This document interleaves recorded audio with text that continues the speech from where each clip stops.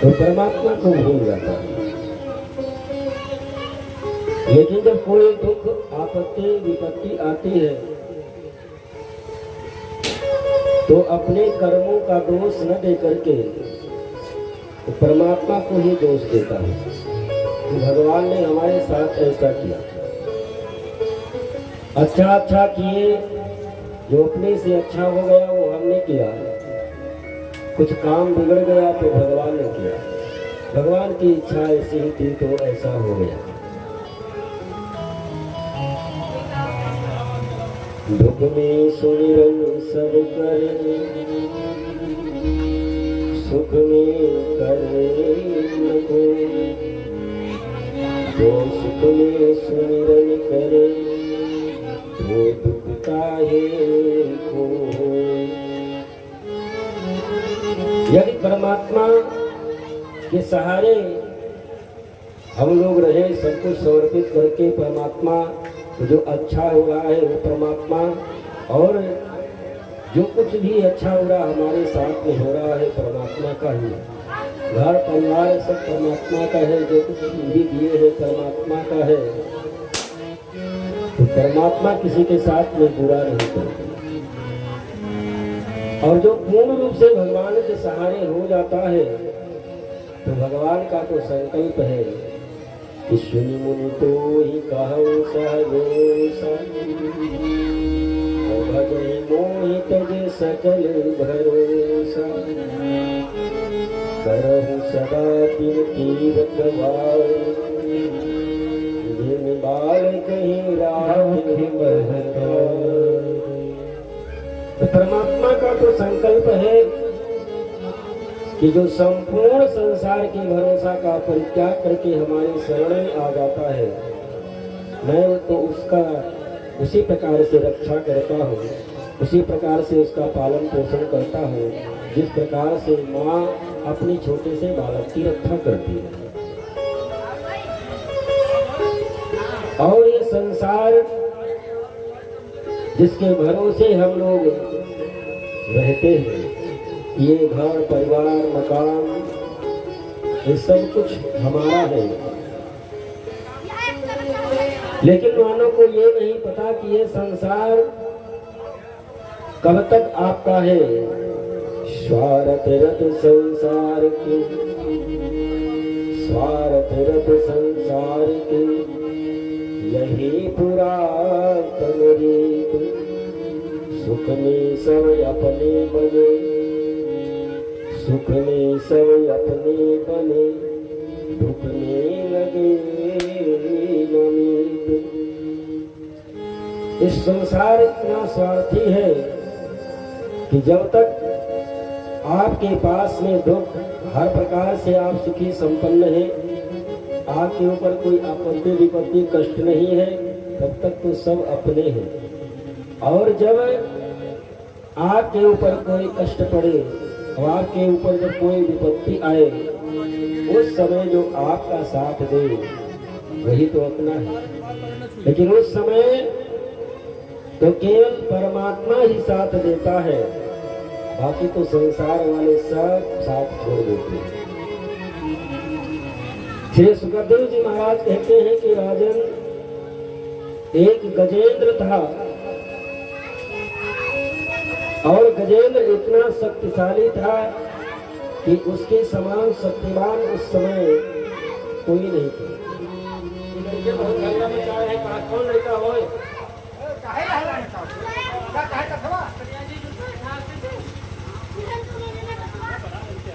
उनका लेके जाओ, घरे घरे कर लेके जाओ, घरे लेके जाओ।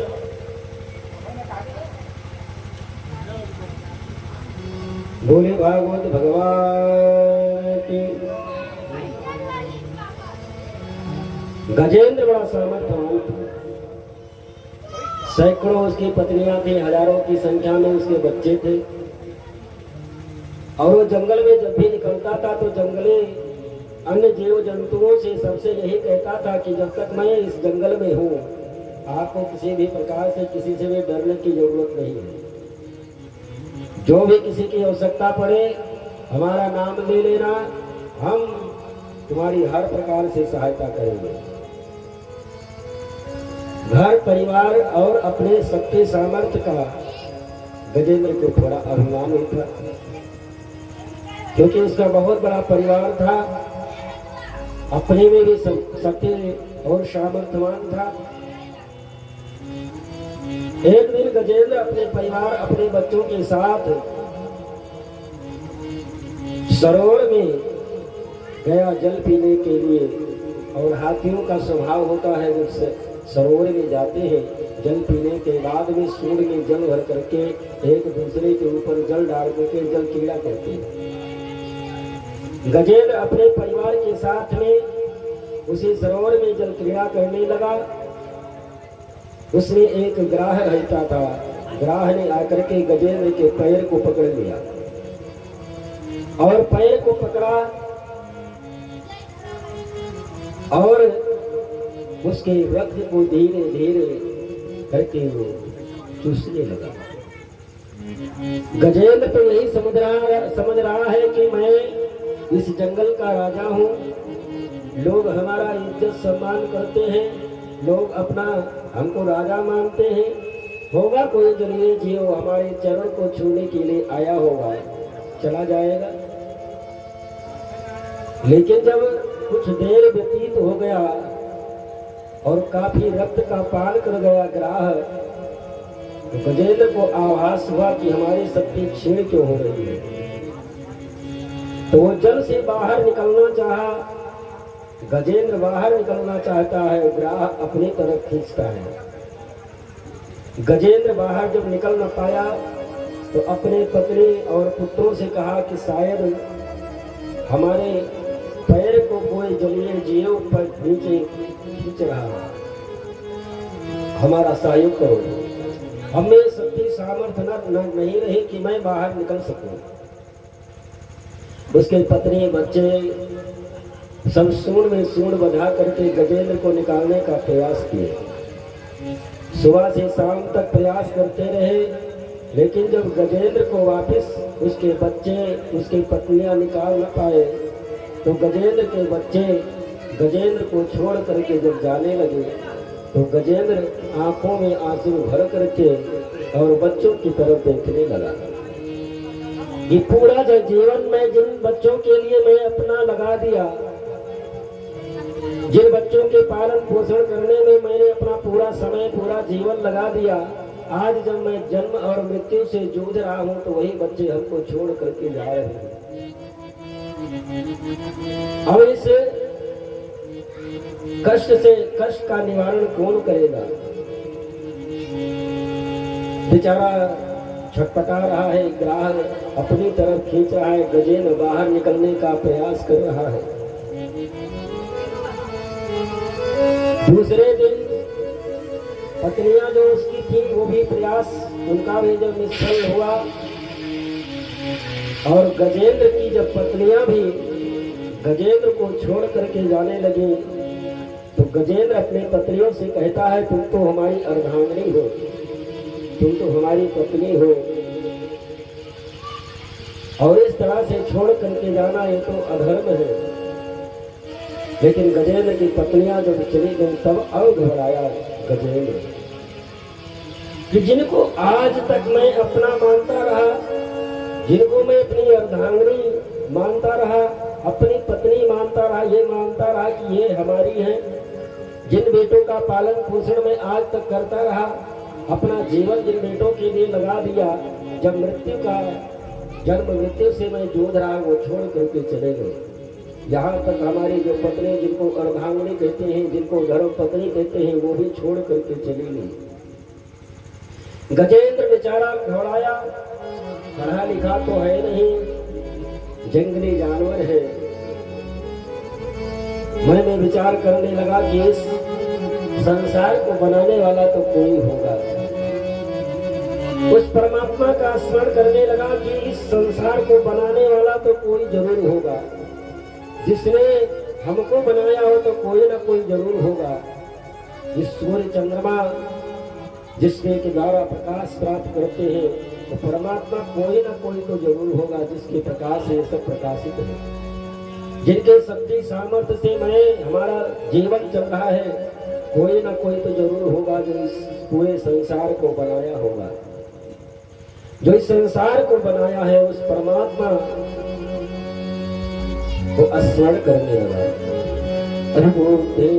कुंठितानाथ समाप्ता मम युक्तया नान्याद किंचित विजानामि तमेव शरणं मम। ए परमात्मा, मैं तुम्हारी शरण में हूँ। मैं तो अज्ञानी हूँ, पशु हूँ। मैं तो कोई विद्यालय में पढ़ने के लिए गया नहीं, कोई हमको ज्ञान देने के लिए आया नहीं। मैं तो जानता नहीं कि परमात्मा कौन है। लेकिन जो इस संसार को बनाया, जिसके प्रकाश से सूर्य चंद्रमा प्रकाशित है, जिसके प्रभाव से संपूर्ण सृष्टि की रचना हुई है, सृष्टि का संचालन होता है, वो परमात्मा आकर के हमारी रक्षा करे। क्योंकि जिनको मैं अपना मानता था वो सब हमको छोड़ करके चले गए और आप ही का सहारा है। हे गोविंद, बहुत दिन से तारीफ सुनकर तुम्हारी, बहुत दिन से तारीफ सुनकर तुम्हारी, शरण आ गया श्याम सुनकर तुम्हारी, शरण आ गया श्याम सुनकर तुम्हारी। बहुत दिन से तारी सुनकर तुम्हारी, बहुत दिन से तारी सुनकर तुम्हारी, शरण आ गया तारा अब मैं तिहारी, शरण आ गया तारा अब मैं तिहारी।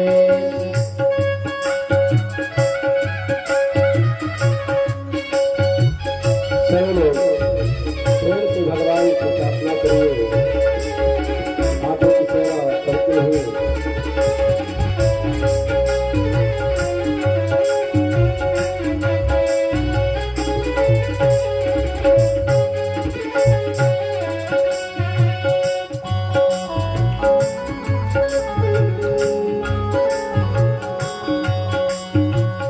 जो अब टाल देंगे मुझे अपने दर से, जो अब टाल देंगे, जो अब टाल देंगे मुझे अपने दर से, जो अब टाल देंगे, जो अब टाल देंगे मुझे अपने दर से, तुम्हारी हसीना पर कर तुम्हारे, तुम्हारी हसीना पर कर तुम्हारे। बहुत दिन से तारी सुनकर तुम्हारी, शरण आ गया श्याम सुनकर तुम्हारी, शरण आ गया श्याम सुंदर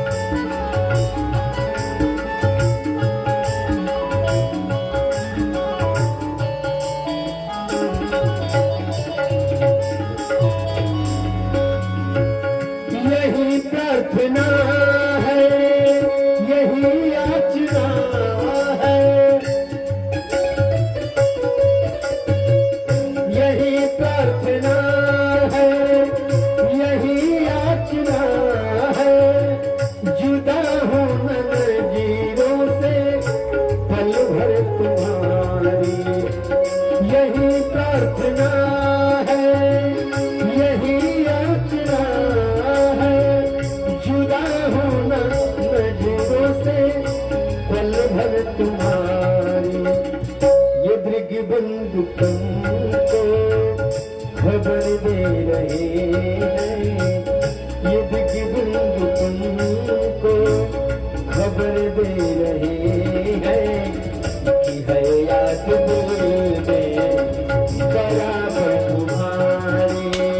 बहुत दिन से सारी सुनकर तुम्हारी शरण आ गया सुंदर तुम्हारी शरण आ गया सुंदर तुम्हारी।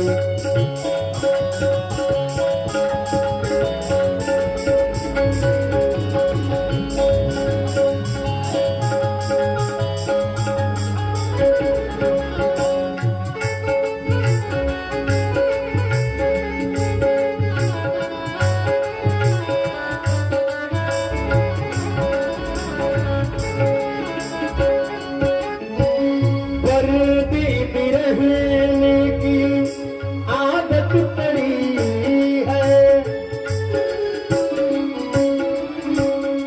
पर्दे में रहने की आदत पड़ी है, रुलाने की रिझाने की आदत पड़ी है, रुलाने रिझाने की आदत पड़ी है।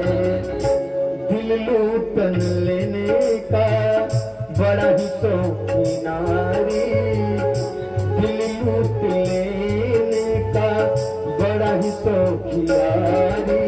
शरण आ गया श्याम सुंदर तुम्हारी, शरण दिल से तारी सुनकर तुम्हारी, बहुत दिन से तारी सुनकर तुम्हारी शरण आ गया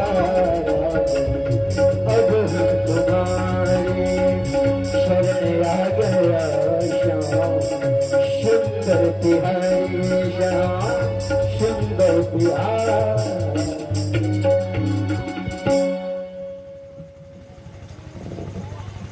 बोलिए भागवत भगवान की। गजेंद्र भगवान का स्मरण कर रहा है। जब संपूर्ण भरोसा को छोड़ करके और गजेंद्र परमात्मा का हो गया, और परमात्मा तो कण कण में व्याप्त है, परमात्मा को कहीं दूर से परमात्मा नहीं आता, भगवान तो हर जगह व्याप्त है। लेकिन परमात्मा यही देखता है कि अभी आप संसार का भरोसा छोड़े हैं कि नहीं। जब तक संसार का भरोसा है, घर परिवार का भरोसा है, तब तक परमात्मा नहीं। जिस समय द्रौपदी को दुशासन बीच सभा में खींच करके लेकर के आया और दुर्योधन कहता है कि इसको नंगी करके मेरे जंघा पर बैठाओ। द्रौपदी द्वारकाधीश भगवान कृष्ण का स्मरण तो कर रही है, लेकिन अभी उसको भरोसा है कि हमारे 5 पति इस सभा में बैठे हुए हैं। भीष्म पितामह, द्रोणाचार्य, कृपाचार्य ऐसे महारथी सभा में बैठे हुए हैं। उनके रहते ये दुशासन हमारा क्या बिगाड़ सकता है। लेकिन जब द्रौपदी अपने 5 पतियों की तरफ देखती है तो जुआ में हारे हुए 5 पति अपने सर को नीचे कर दिए। पतियों से जब भरोसा टूटा तो भीष्म पितामह, द्रोणाचार्य, गुरु के ऊपर भरोसा है कि भीष्म पितामह बाबा बैठे हुए हैं, गुरु द्रोणाचार्य बैठे हुए हैं, उनके रहते ये हमारा क्या बिगाड़ पाएगा। भगवान द्वारकाधीश का स्मरण तो कर रही है, उनको बुला तो रही है, लेकिन भरोसा अभी भी बाबा भीष्म पितामह, गुरु द्रोणाचार्य के ऊपर है। परमात्मा नहीं आए रक्षा करने के लिए। जब भीष्म पितामह की तरफ देखती है, भीष्म पितामह भी अपने सर को नीचे कर लिए। गुरु द्रोणाचार्य की तरफ द्रौपदी देखती है, जब वो भी अपने सर को नीचे कर लिए। तब द्रौपदी घबराई, परमात्मा को रोते हुए आंखों में आंसू भर करके स्मरण कर रही है, लेकिन परमात्मा तब भी नहीं आए। क्यों? क्योंकि द्रौपदी को अपने अभी बाजुओं पर भरोसा है कि जब तक मैं साड़ी का पल्लू छोड़ूंगी नहीं, तब तक दुशासन हमको नंगी कैसे कर पाएगा। लेकिन जब हाथ से पल्लू छूट गया, तब दोनों हाथ ऊपर करके त्राहिमाम द्वारकाधीश हमारी रक्षा करो। तो भगवान तो कण कण में व्याप्त है। तो 10,000 हाथियों का बल रखने वाला दुशासन साड़ी को खींचते खींचते थक गया, उसके माथे से पसीना निकलने लगा, लेकिन साड़ी कम न पड़ी। और द्रौपदी की लाज को भगवान ने तब रखा जब द्रौपदी संपूर्ण भरोसा का परित्याग करके और द्वारकाधीश के शरण में आ गई थी। परमात्मा तो ये देखता है कि तुम संसार को के भरोसे जब तक हो, तब तक परमात्मा नहीं आए। गजेंद्र को जब तक आशा थी कि हमारे बेटे, हमारी पत्नियां हमारी रक्षा करेंगे, तब तक परमात्मा उसकी रक्षा करने नहीं आए।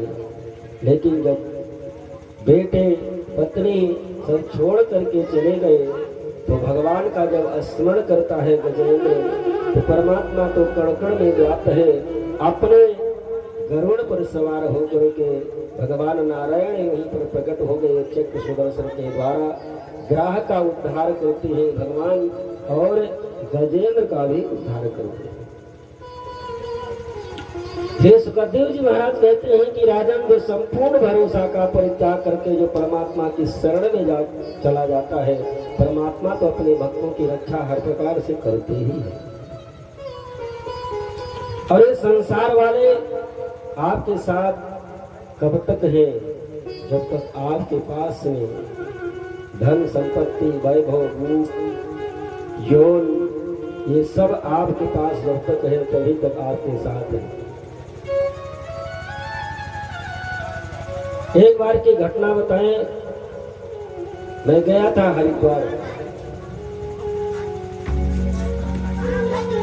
हरिद्वार गंगा जी स्नान किए, और स्नान करने के बाद भी गंगा जी के किनारे बैठ गए। वहीं पास में एक संत बैठे हुए थे। संत के चरणों में प्रणाम हम किए, संत ने आशीर्वाद दिया। और वहीं पर एक गन्ने का रस निकालने वाला ठेला ला करके आया लगाया।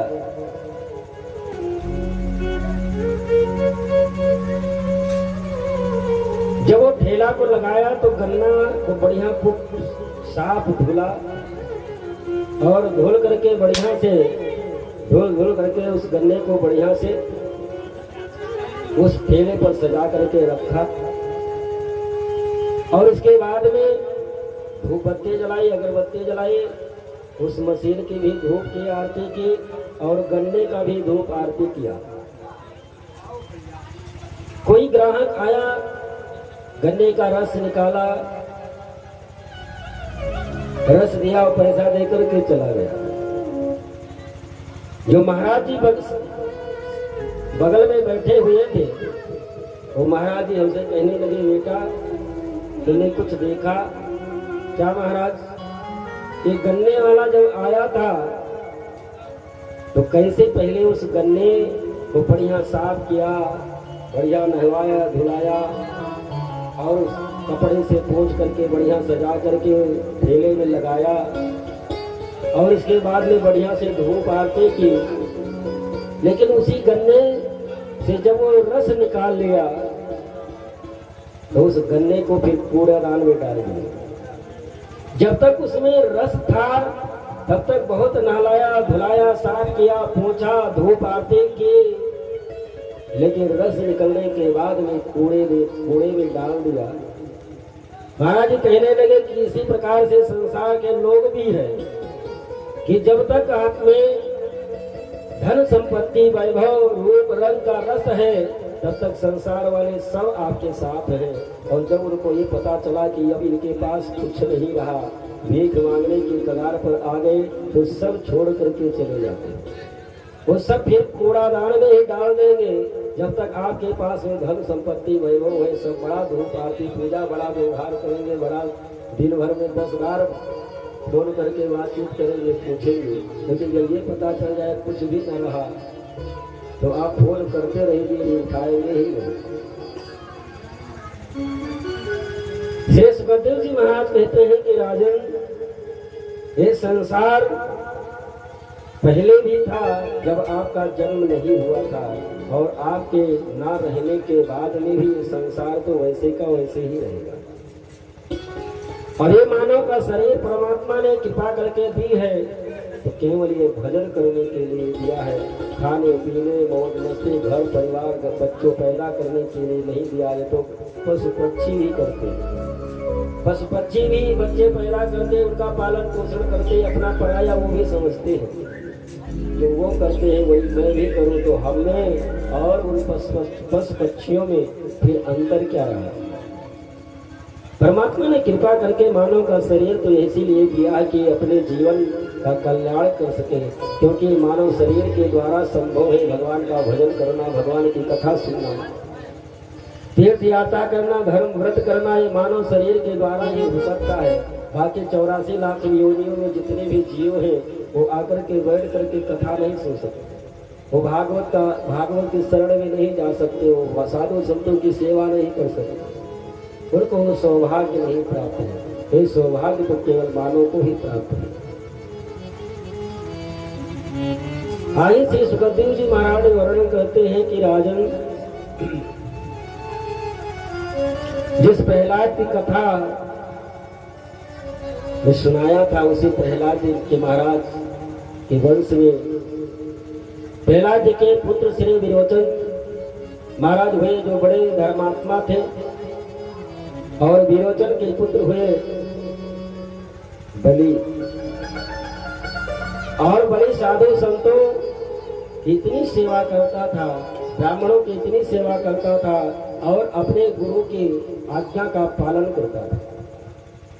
और गुरु शुक्राचार्य के हर आज्ञा का पालन करने के फल स्वरूप इतना सामर्थ्यवान हो गया, इतना शक्तिशाली हो गया।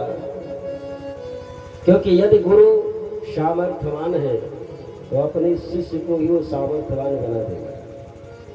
और यदि गुरु लालची है कि मंत्र दिए दक्षिणा के लिए ही, तो अपना तो स्वयं नरक में जाएंगे, साथ में तुमको भी लेकर के जाएंगे।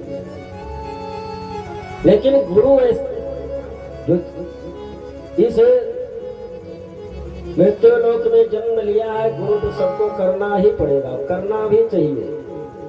क्योंकि स्वयं पूर्ण पार्वण परमेश्वर परमात्मा भगवान जब इस धरातल पे राम के रूप में, कृष्ण के रूप में, जिस भी रूप में अवतरित होते हैं इस धरातल पर, तो वो भी गुरु करते हैं। राम के रूप में अवतरित हुए तो वशिष्ठ जी को अपना गुरु बनाया, कृष्ण के रूप में अवतरित हुए तो संदीपनी को अपना गुरु बनाया। क्योंकि गुरु बिन भवनिधि तरई न कोई, जो बिरंची शंकर संग हो। गुरु के बिना भवसागर से पार जाना बड़ा मुश्किल है। वो भगवान शंकर के ही समान क्यों न हो, वैभवशाली सत्यशाली भगवान शंकर के समान क्यों न हो, यदि वो गुरु नहीं किया है, गुरु दीक्षा नहीं ले किया है, तो उसको नरक ही जाना पड़ेगा।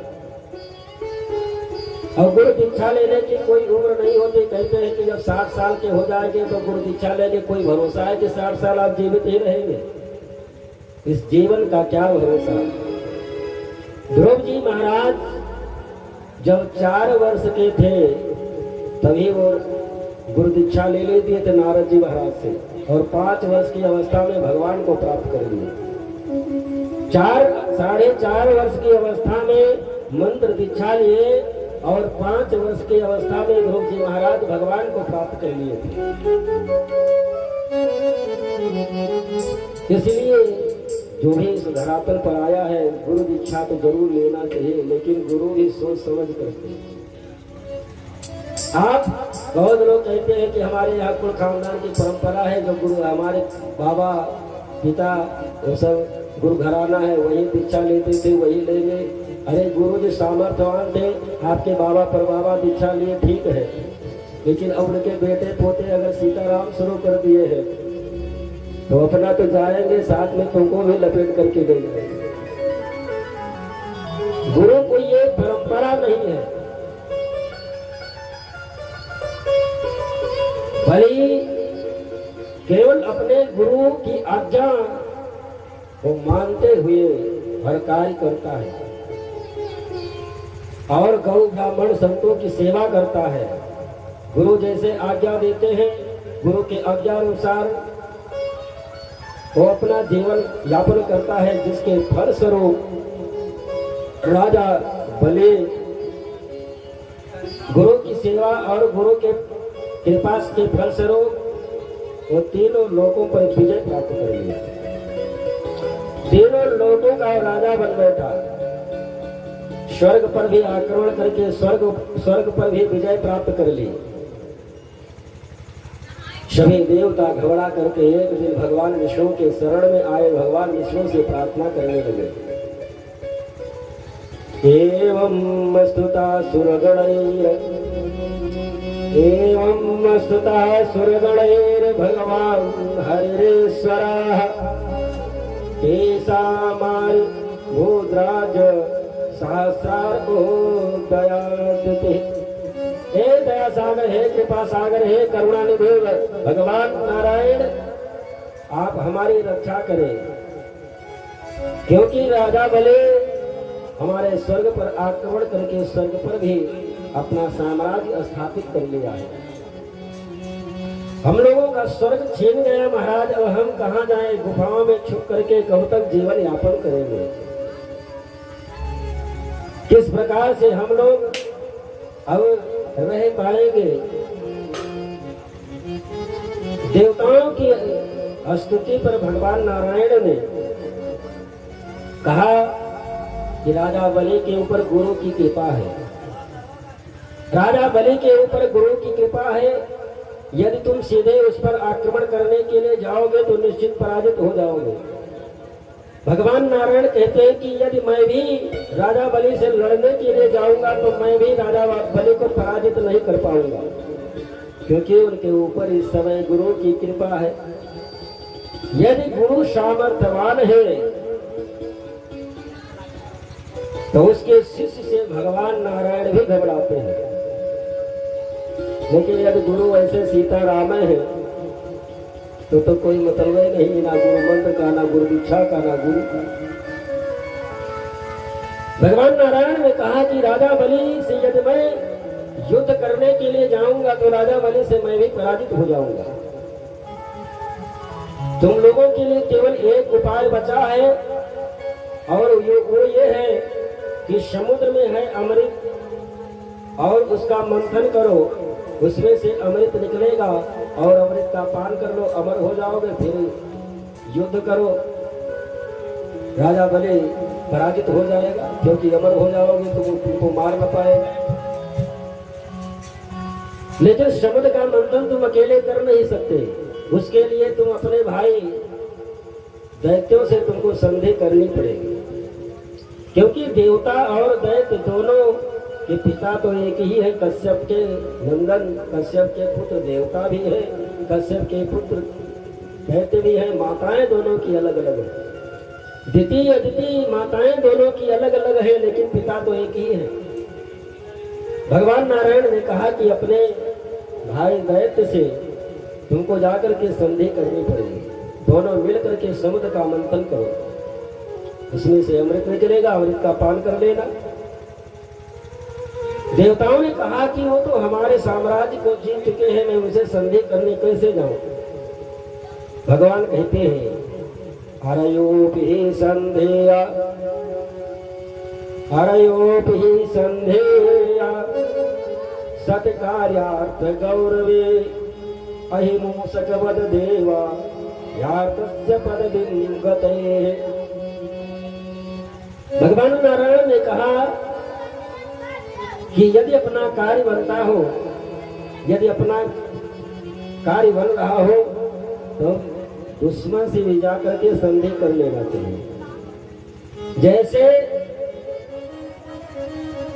आपत्ति विपत्ति आने पर मूस के बिल में सर्प घुस जाता है, लेकिन मूस से निवेदन यही करता है, भैया कुछ दिनों तक हम आप दोनों साथ में रह लें। जिस प्रकार से सर्प मूस से संधि कर लेता है, उसी प्रकार से अपना कार्य बनते देख दुश्मन से संधि कर लेना चाहिए। देवता लोग भगवान नारायण की बात को मान करके और राजा बलि के यहाँ पहुंचे। राजा बलि से देवताओं ने निवेदन किया कि आप हम दोनों तो बड़े भाई हैं। भगवान नारायण ने बताया है कि समुद्र में अमृत है, चलो दोनों भाई मिल करके समुद्र का मंथन करते हैं, अमृत निकलेगा, दोनों लोग मिल करके पान कर लेंगे और अमृत पीने से दोनों लोग अमर हो जाएंगे। हम आपस में दोनों भाइयों में लड़ाई झगड़ा तो होता ही रहेगा, लेकिन हम दोनों भाई आपस में लड़े वो तो ठीक है, लेकिन मान लीजिए हम दोनों में शक्ति सामर्थ्य यदि दोनों अमर हो जाए, तीसरा अगर कोई आक्रमण करे तो कम से कम हम लोग अमर रहेंगे तो उसको पराजित तो कर पाएंगे। दैत्यों के मन में बात बैठ गई। समुद्र मंथन के लिए राजा बलि भी तैयार हो गया। मंदराचल पर्वत बुलाने के लिए गए, मथानी बनाने के लिए, लेकिन देवता दैत्य दोनों मिलकर के मंदराचल पर्वत को उठा न पाए। तो भगवान नारायण स्वयं आकर के एक हाथ से मंदराचल पर्वत को उठाए और अपने गरुड़ पर रख करके समुद्र में ला करके रख दिए। लेकिन वो मंदराचल पर्वत जब समुद्र में डूबने लगा तो भगवान कच्छप रूप धारण करके मंदराचल पर्वत को अपने पीठ पर धारण कर लिए। बोले कच्छप भगवान की जय। कच्छप रूप धारण करके भगवान मंदराचल को अपने पीठ पर धारण कर लिए। बासुकीनाग को भगवान स्मरण के बासुकीनाग आकर के मंदराचल पर्वत में लिपट गया और देवता और दैत्य दोनों मिलकर के समुद्र का मंथन करने लगे। समुद्र का मंथन जब प्रारंभ हुआ तो अमृत तो निकला नहीं, सबसे पहले हलाहल विष निकला और इतना भयंकर विष निकला कि मालूम पड़ता है कुछ ही क्षणों में संपूर्ण सृष्टि समाप्त हो जाएगी। देवता दैत्य दोनों समुद्र से बाहर आकर के खड़े हो गए। अब भगवान नारायण से प्रार्थना करने लगे, प्रभु हम लोगों की रक्षा करिए। अमृत तो मिला नहीं, लेकिन हलाहल विष निकला और इस विष के द्वारा लगता है संपूर्ण सृष्टि कुछ ही क्षणों में समाप्त हो जाएगी। तो भगवान नारायण ने कहा कि भैया हमको विष पीना तो आता नहीं, इसके लिए भोले बाबा के पास जाओ, हो सकता है वो आप लोगों की रक्षा कर सके। देवता दैत्य दोनों मिलकर के कैलाश पर्वत पर जाकर के भगवान भोले बाबा की स्तुति करने लगे। देव देव महादेव, देव देव महादेव, भूतात्मन भूत भावन, त्राहिणां शरणापन्ना, त्रैलोक्य दहनात्मिकम्। अभी अजब है भोलेनाथ दरबार तुम्हारा, दरबार तुम्हारा। अजब है भोलेनाथ दरबार तुम्हारा, दरबार तुम्हारा। भूत प्रेत नित्य करे चाकरी सबका यहाँ गुजारा, भूत प्रेत नित्य करे चाकरी सबका यहाँ गुजारा। अजब है भोलेनाथ ये दरबार तुम्हारा, दरबार तुम्हारा।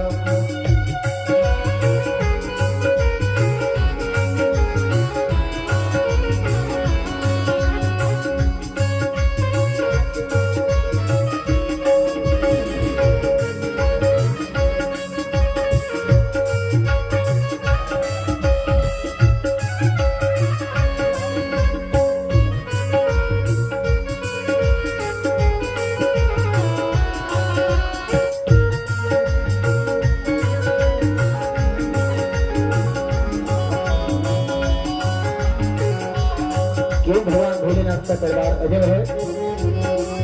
बाघ बैल को हरदम एक जगह पर राखे,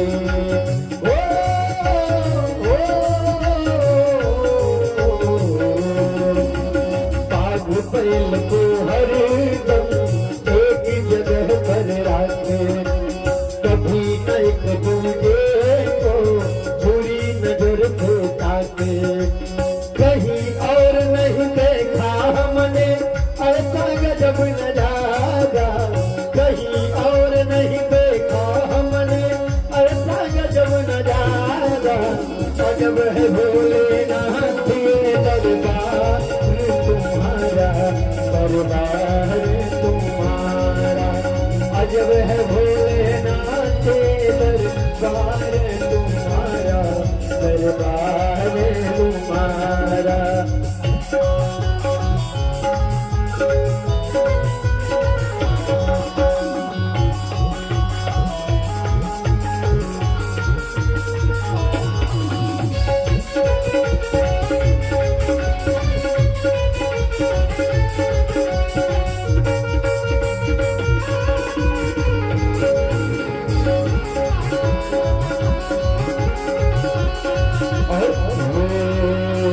गणपति राखी चूहा कभी शर्त नहीं छोड़ा,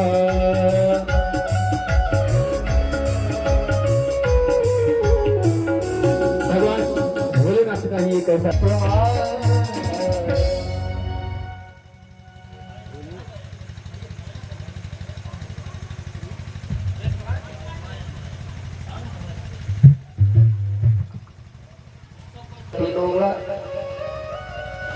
सभी देवता माँ पार्वती के शरण में गए, पार्वती जी से प्रार्थना की है कि माँ आप तो जगत जननी है, तेरा अम्बा है।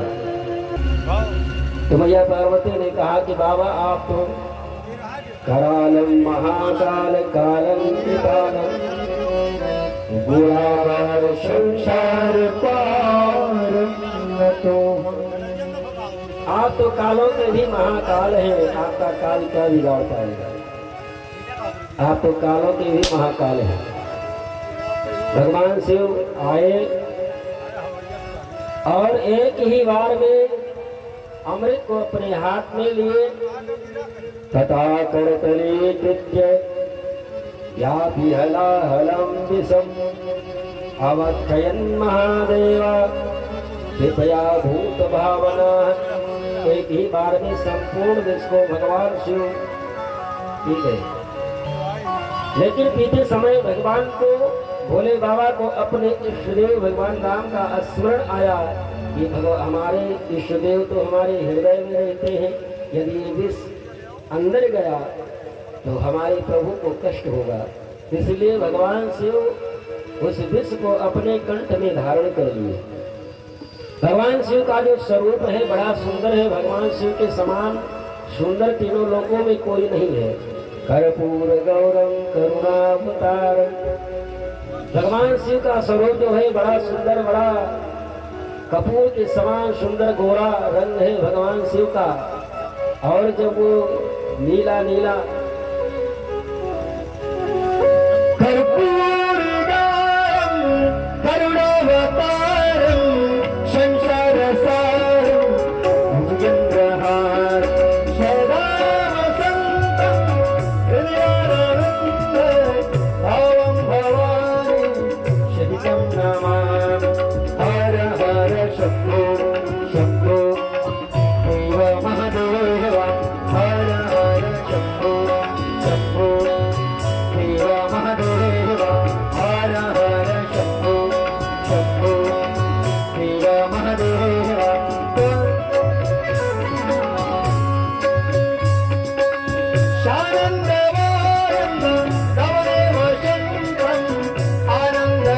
कारण हमारे भगवान भोले बाबा शिव का एक नाम नीलकंठ बन गया। भोले नीलकंठ भगवान की संसार की रक्षा कर